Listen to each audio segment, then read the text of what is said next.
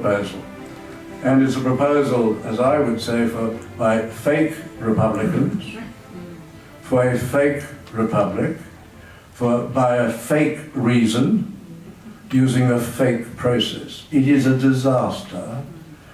I say that they are fake Republicans. They are not real Republicans. Every significant Republican proposal in Australia has been for an overt reason. It hasn't been to establish Australia as some form of real republic. It has been for doing something else. The first case was in the 19th century, led by the Bulletin magazine, and that was to establish a white republic. It was in the face of the massive influx of Chinese miners into New South Wales. And it was to give the power to create because the British were completely open in relation to immigration, it was to give the British the power, give the Australian government the power to strictly control immigration. That receded, completely went away with federation, because it was realised then that the new federal parliament would have power in relation to the conduct of immigration policies. The second one was again overt. That was to establish a communist republic. After the First World War, the Communist Party of Australia was established, and they wanted a republic based on the Soviet Union. They never succeeded electorally, though they did manage to control the unions, quite often through fake elections in the unions.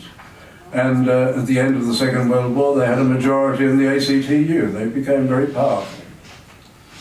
The third Republican movement was the one we know best, that is the Keating-Turnbull movement, a movement to establish or to create, to graft onto our constitutional monarchy what would really be a fake republic. But it was such a disaster because it proposed removing the Governor-General or his replacement, the President, removing that person as a check and balance in the Constitution. And you do need checks and balances in a Constitution where the Parliament and the government are embedded together, particularly in the lower house.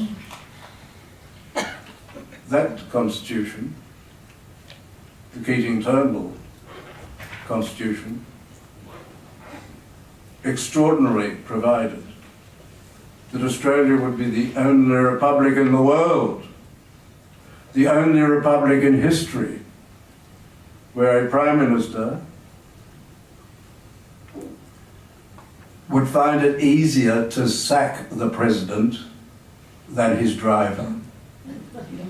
He could sack the President without notice, instantly, without any grounds whatsoever, and without any right of appeal.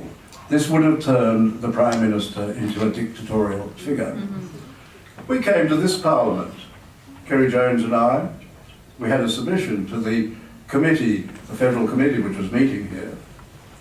As we were coming in, Malcolm Turnbull was coming out, followed by the press looking very worried.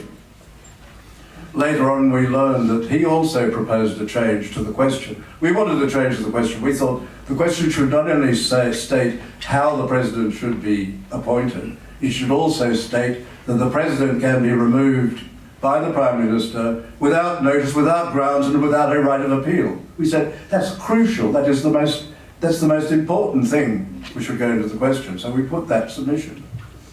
We found later that Mr. Turnbull had also proposed a change to the question. We've got a video of him doing that on the ACM website.